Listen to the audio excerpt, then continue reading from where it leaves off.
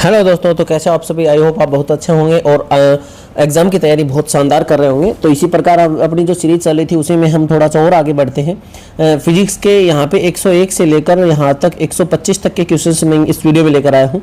Video को and तक जरूर देखना ताकि आपका एक भी टॉपिक, एक भी क्वेश्चन मिस ना हो। और यहाँ पे हम मोस्टली जो कार्य ऊर्जा शक्ति वाला जो चैप्टर है उससे हम 25 क्वेश्चन लेके आए। बिल्कुल कॉन्सेप्ट बेस्ड क्वेश्चन है। कॉन्सेप्ट के ऊपर हर क्वेश्चन थ्योरी वाला क्वेश्चन लेकर आया हो, जैसे बीएसएफ में पूछे जाते हैं। पर्वत पर चढ़ते समय व्यक्ति को अधिक थकान महसूस होती है, क्यों? उसकी चाल कम हो जाती है क्योंकि गुरुत्वाकर्षण के विरुद्ध लगातार कार्य करना पड़ता है। शरीर का भार कम हो जाता है क्योंकि वायु दाब बढ़ जाता है। तो यहाँ पे ऑप्शन नंबर बी से ये आंसर आपको दिख रहा है कि गुरुत्वाकर्षण के विरुद्ध लगातार उसको कार्य करना पड़ता है, जिसके कारण उसे अधिक थकान महसूस होती है। ठीक है ना, ऑप्शन बी यहाँ पे हमारा राइट आंसर होगा। देखो कंप्लीट एक्सप्लेनेशन भी लेकर आया हूं, क्योंकि जब कोई व्यक्ति ऊपर की ओर चढ़ता है तो उससे अपने शरीर के गुरुत्वाकर्षण के विरुद्ध कार्य करना पड़ता है। इस प्रक्रिया में शरीर की रासायनिक ऊर्जा लगातार स्थितिज ऊर्जा में परिवर्तित होती रहती है, इसलिए अधिक ऊर्जा खर्च होती है और व्यक्ति जल्दी थक जाता है। ठीक है ना। हाँ, चलिए देखिए सेकंड नंबर क्वेश्चन। यदि कोई व्यक्ति भारी बैग लेकर समतल सड़क पर चलता है तो गुरुत्वाकर्षण द्वारा किया गया कार्य क्या होगा? देखो मैं फास्ट चल रहा हूं थोड़ा, कम से कम समय में मैं वीडियो को कंप्लीट करने की कोशिश करूंगा ताकि 25 क्वेश्चन देखने में आपको ज्यादा टाइम खर्च ना करना पड़े। देखिए टाइम जरूरी है। ठीक है ना। तो चलिए आगे बढ़ते हैं।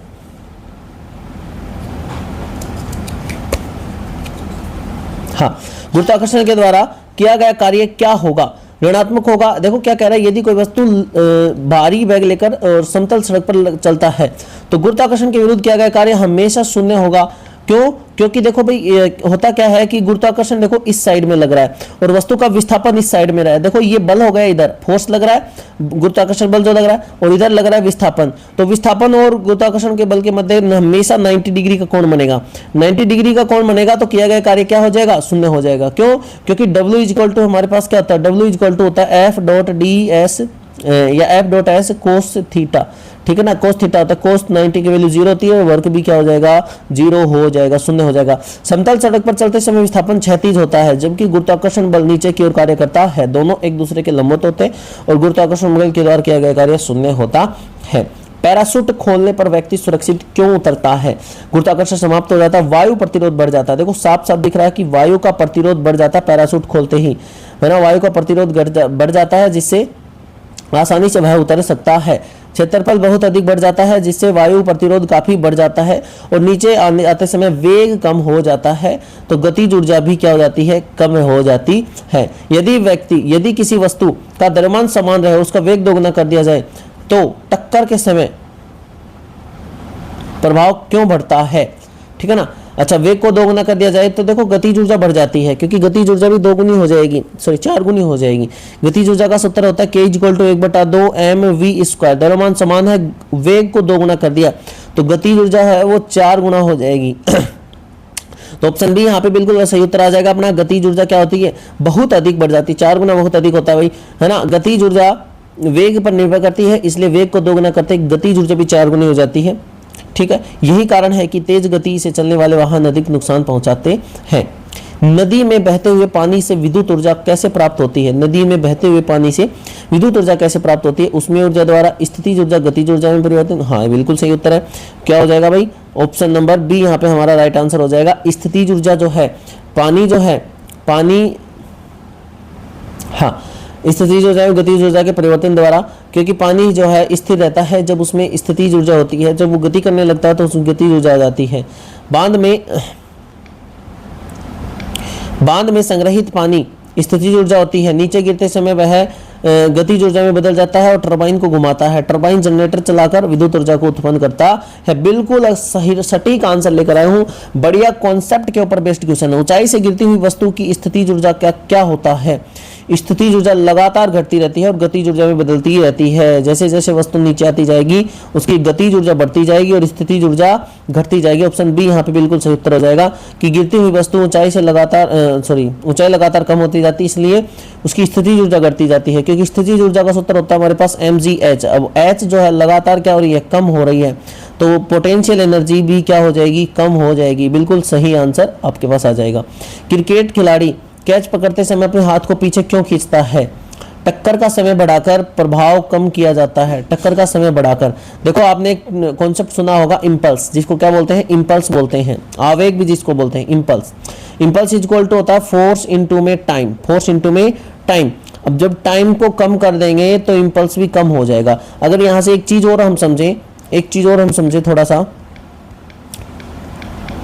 देखो जब इम्पल्स के डिवाइड में टाइम आता है तो फोर्स इक्वल हो जाता है, फोर्स इधर आ जाएगा।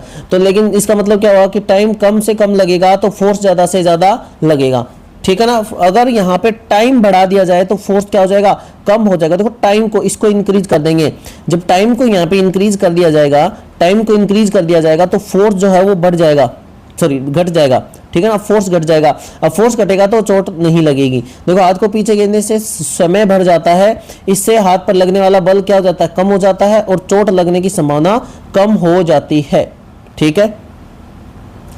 किसी मशीन की दक्षता 100% से कम ही क्यों होती है, ऊर्जा नष्ट हो जाती है, कुछ ऊर्जा घर्षण एवं ऊष्मा के रूप में व्यय हो जाती है। बिल्कुल सही उत्तर है, ऊर्जा नष्ट नहीं होती भाई, ऊर्जा संरक्षण का नियम हमने पढ़ा है ना। तो घर्षण एवं ऊष्मा के रूप में व्यय हो जाती है, खर्च हो जाती है, जिससे दक्षता उसकी 100% नहीं है। वास्तविक मशीनों में घर्षण हमेशा मौजूद रहता है, इसका कारण कुछ ऊष्मा ऊर्जा तथा ध्वनि कंपन के रूप में नहीं बल्कि कुछ अन्य रूपों में परिवर्तित होता है, ठीक है ना, ये ध्यान से समझेंगे। किसी वस्तु की गति बढ़ती जा रही है तो उसकी गतिज ऊर्जा भी क्या होती जाएगी, बढ़ती जाएगी। सिंपल सी बात है भाई, गतिज ऊर्जा बढ़ती जाएगी। गतिज ऊर्जा हमेशा वेग से संबंधित होती है तो वह भी बढ़ती जाएगी। लिफ्ट ऊपर जाते समय व्यक्ति को अधिक भार महसूस क्यों होता है, लिफ्ट ऊपर जाते समय व्यक्ति को अधिक भार महसूस क्यों होता है। द्रव्यमान बढ़ जाता है, आभासी भार बढ़ जाता है, गुरुत्वाकर्षण बढ़ जाता है, ऊर्जा समाप्त हो जाती है तो आभासी भार बढ़ जाता है भाई, उसका आभासी भार बढ़ जाता है। देखो क्या कह रहा है, लिफ्ट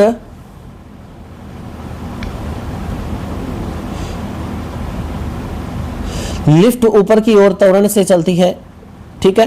जब व्यक्ति पर लगने वाला अभिलंब बल बढ़ जाता है, इसी कारण आभासी भार अधिक महसूस होता है। बहुत शानदार क्वेश्चंस हैं, कॉन्सेप्ट के ऊपर बेस्ड है, ठीक है ना। मैं कह रहा हूं कि ये जो 2000 क्वेश्चंस की सीरीज है ये आपके एग्जाम तक कंप्लीट करवा दी जाएगी। अगर ये आपने डन कर ली, अगर ये सीरीज आपने डन कर ली तो आपको किसी भी प्रकार की कोई भी समस्या नहीं आएगी, ये ध्यान रखना। फिजिक्स में, केमिस्ट्री में दोनों दोनों सब्जेक्ट का बेड़ा हमने उठा लिया है और वो बेड़ा पार भी हम करेंगे। किसी वस्तु को धीरे धीरे ऊपर उठाने में और तेजी से ऊपर उठाने में स्थितिज ऊर्जा पर क्या प्रभाव पड़ता है। देखो स्थितिज ऊर्जा का सिंपल सी बात है, फॉर्मूला होता है mgh। अब इसमें टाइम कहीं भी नहीं आ रहा, टाइम की अगर बात करें तो टाइम इसमें कहीं भी काउंट नहीं किया गया है। अगर टाइम ही नहीं है तो धीरे उठाओ या तेजी से उठाओ कोई फर्क नहीं पड़ता। तो दोनों ही स्थितियों में क्या रहेगी, ऑप्शन नंबर सी यहाँ पे हमारे पास बिल्कुल सही उत्तर हो जाएगा। दोनों ही स्थितियों में स्थितिज ऊर्जा समान रहेगी। ऊंचाई पर निर्भर करती है स्थितिज ऊर्जा, केवल गुरुत्वीय त्वरण, द्रव्यमान और ऊंचाई पर निर्भर करती है, वह कितनी तेजी से या कितनी देरी से उठाया जा रहा है, कोई प्रभाव नहीं पड़ता क्योंकि टाइम के ऊपर डिपेंड नहीं करती है। साइकिल चालक ढलान पर बिना पैडल मारे तेजी से क्यों चलने लगता है। द्रव्यमान बढ़ जाता है, स्थितिज ऊर्जा गतिज ऊर्जा में बदलती है। बिल्कुल सही उत्तर भाई, क्योंकि ढलान पर हम देखते हैं कि वाहन की गति लगातार बढ़ती जाती है। इसका मतलब क्या है कि वाहन की जो पोटेंशियल एनर्जी थी वो कन्वर्ट हो रही है काइनेटिक एनर्जी में। पोटेंशियल एनर्जी किस में कन्वर्ट होती जा रही भाई, काइनेटिक एनर्जी में कन्वर्ट होती जा रही है। ढलान पर नीचे आते समय ऊंचाई कम हो जाती है जिससे स्थितिज ऊर्जा घटती है, यही ऊर्जा गतिज ऊर्जा में परिवर्तित हो जाती है। साइकिल की गति भी बढ़ जाती है, ऊर्जा संरक्षण के वास्तविक जीवन का उदाहरण है। किसी बाहरी वाहन को रोकने के लिए हल्के वाहन की तुलना में अधिक दूरी तय क्यों करनी पड़ती, क्योंकि उसका रंग लाल होता है, रंग अलग होता है। बहुत शानदार, क्योंकि उसकी गतिज ऊर्जा अधिक होती है। बहुत शानदार भाई, क्योंकि उसकी गतिज ऊर्जा अधिक होती है। क्यों, क्योंकि यहाँ पे अगर मैं आपको एक्सप्लेनेशन दूं तो k = 1/2 mv² होता है। बिल्कुल सही। अब भारी वाहन है, अगर उसका m ज्यादा है तो गतिज ऊर्जा भी ज्यादा होगी, क्योंकि गतिज ऊर्जा हो डायरेक्टली प्रोपोर्शनल होती है मास के। मास अगर बढ़ा दिया गया तो काइनेटिक एनर्जी भी बढ़ जाएगी, गतिज ऊर्जा भी बढ़ जाएगी, ठीक है ना। Very simple. अरे भाई ठीक है, तो यहाँ पे देखो भारी वाहन अधिक का द्रव्यमान अधिक होने के कारण उसकी गतिज ऊर्जा भी अधिक होती है। इसी अतिरिक्त ऊर्जा को समाप्त करने के लिए ब्रेकिंग दूरी की आवश्यकता अधिक होती है। दो अलग अलग द्रव्यमान की वस्तुओं को समान ऊंचाई से गिराया जाता है। वायु प्रतिरोध को नगण्य मान लिया जाए तो सबसे पहले कौन सी वस्तु पृथ्वी पर पहुंचेगी। वायु प्रतिरोध को अगर नगण्य मान लें तो दोनों वस्तुएं एक साथ पृथ्वी पर पहुंचेंगी, ठीक है भाई।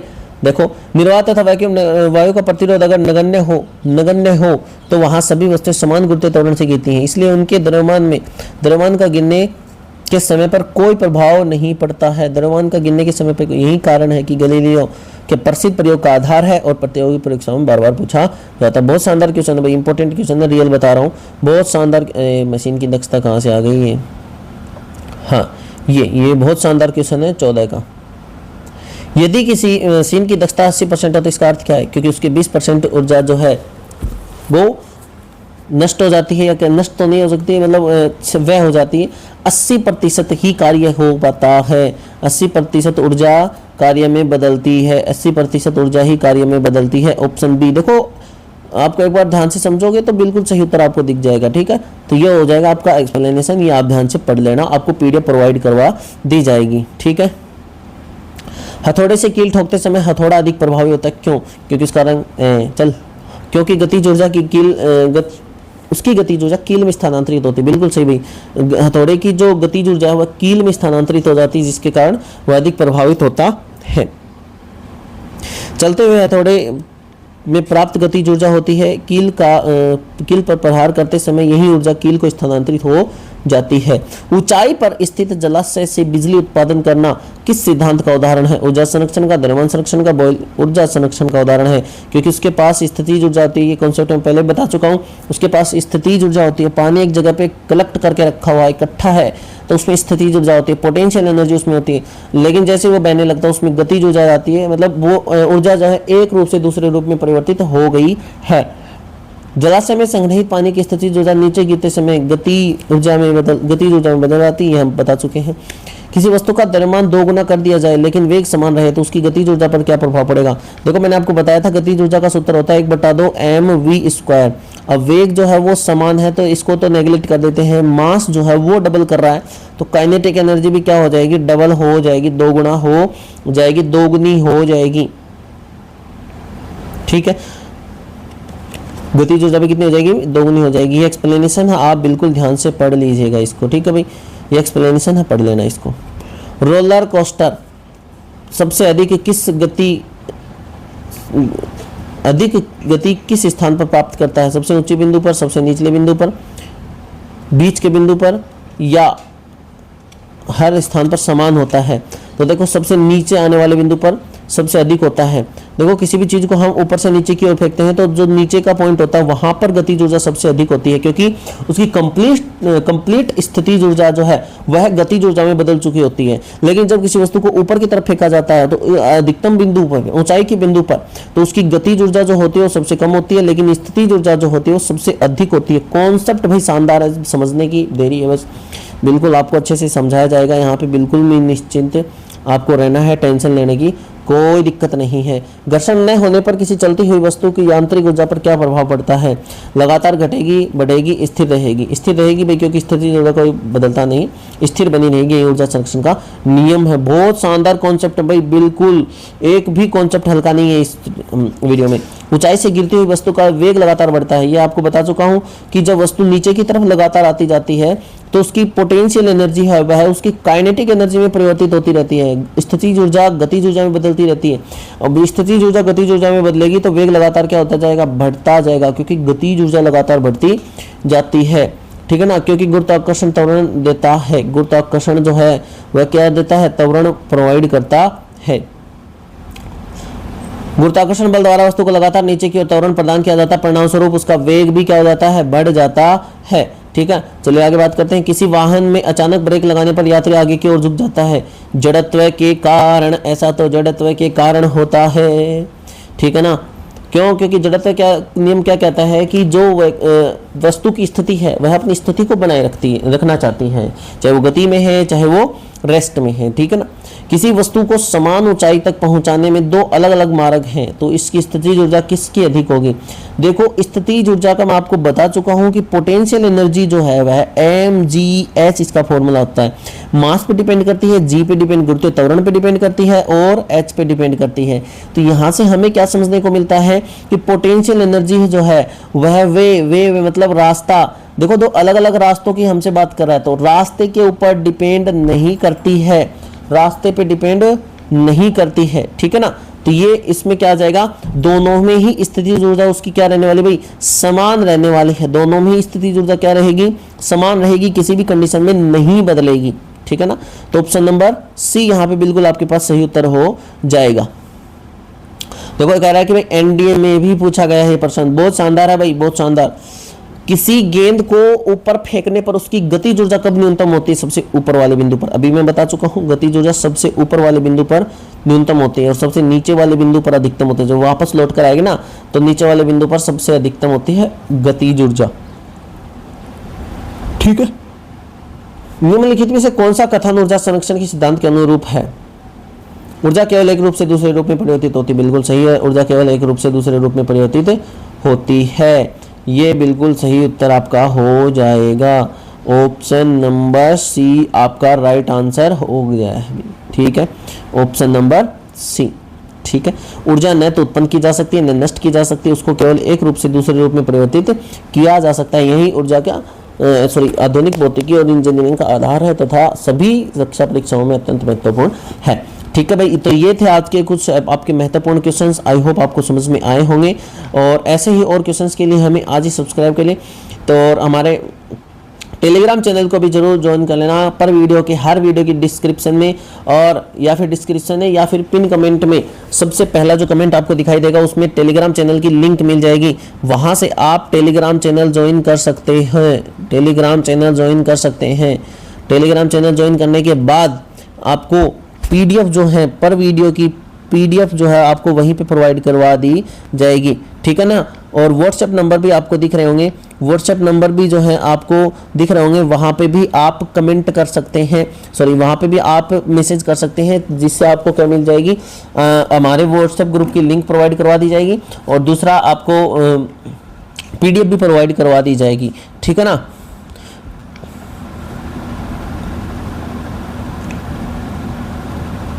तो ये हमारे व्हाट्सएप नंबर है, यहाँ पे आप कमेंट कर सकते हैं। ओनली व्हाट्सएप, कॉल अटेंड नहीं की जाएगी, ध्यान रख लेना। 8824703009 8824703009 यहाँ पे आप व्हाट्सएप कर सकते हैं। यहाँ पे आपको जिस भी प्रकार की आपको हेल्प चाहिए वो आपको प्रोवाइड करवाई जाएगी, ठीक है ना। थैंक यू, धन्यवाद।